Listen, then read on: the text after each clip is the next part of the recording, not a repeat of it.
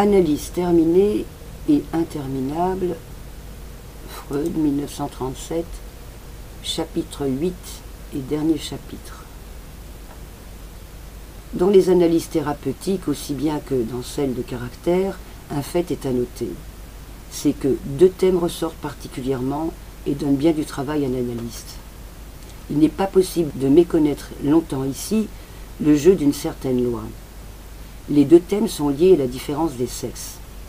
L'un caractérise l'homme et l'autre la femme.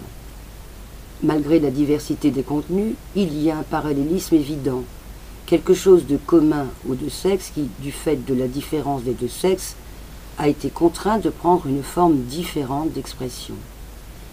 Les deux thèmes qui se correspondent sont, pour la femme, l'envie du pénis, l'aspiration positive à posséder un organe génital mâle. Pour l'homme, la révolte contre sa propre attitude passive ou féminine à l'égard d'un autre homme. La nomenclature psychanalytique a très tôt fait ressortir cette analogie en appelant ces réactions comportement à l'égard du complexe de castration. Plus tard, Alfred Adler a créé, pour ce qui concerne l'homme, le terme tout à fait approprié de protestation mâle.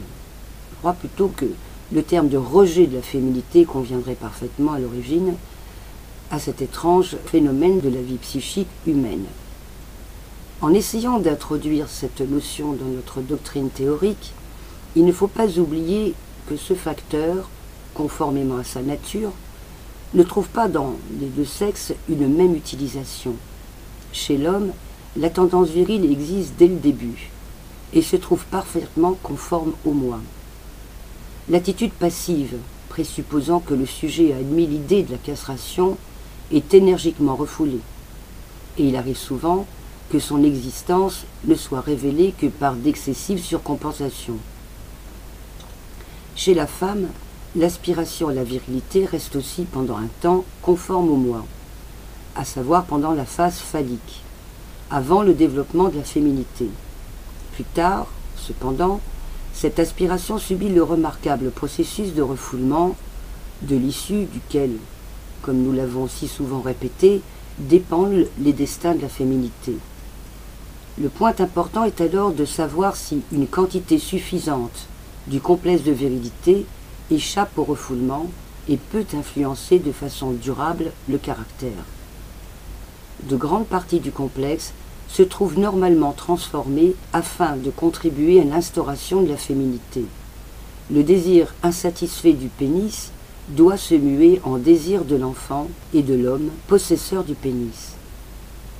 Mais trop souvent, nous constatons que le désir de virilité est resté présent dans l'inconscient et déploie, à partir du refoulement, ses effets nocifs.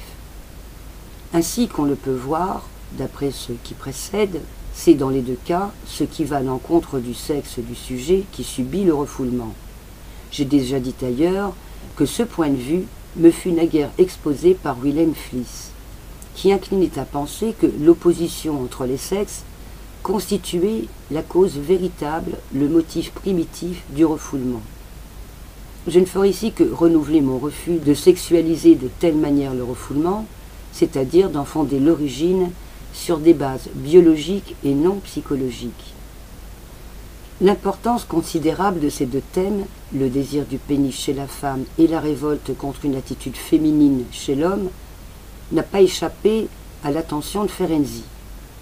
Dans une conférence qu'il fit en 1927, il déclara que toute analyse réussie doit avoir surmonté ces deux obstacles.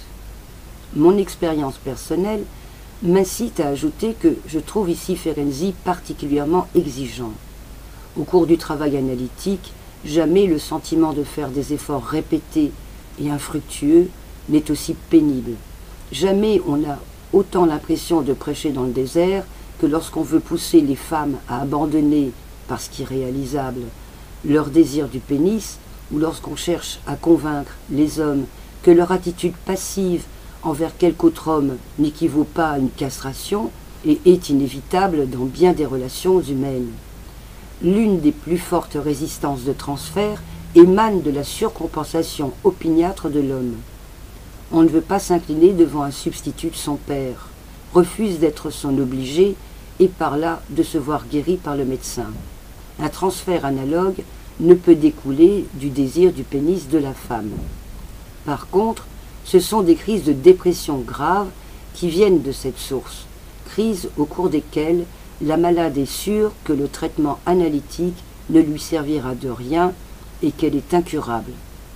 On n'est pas en droit de lui donner tort lorsqu'on apprend que c'est l'espoir d'acquérir malgré tout l'organe viril si douloureusement convoité qui fut pour elle le motif principal de la cure entreprise. On apprend cependant aussi par là que la forme sous laquelle surgit la résistance, transfert ou non, n'a pas beaucoup d'importance. Ce qui est décisif, c'est le fait que la résistance ne provoque aucune transformation, que tout demeure dans le même état. On a souvent l'impression qu'en se heurtant au désir du pénis et à la protestation mâle, on vient frapper à travers toutes les couches psychologiques contre le roc et qu'on arrive ainsi au bout de ses possibilités. Cela doit être le cas en effet, car pour le psychisme, le biologique joue vraiment le rôle du roc qui se trouve au-dessous de toutes les strates. Le refus de la féminité ne peut être qu'un fait biologique, une partie du grand mystère de la sexualité. Il est malaisé de décider, au cours d'une cure analytique, si nous ayons réussi à vaincre ce facteur et à quel moment cette victoire se réalise. Consolons-nous en constatant que nous avons offert à l'analysé toutes les possibilités de comprendre et de modifier son attitude à cet égard. Je rajoute que je n'ai pas lu les notes de bas de page, il faut retourner au texte et si ça vous intéresse, allez le lire.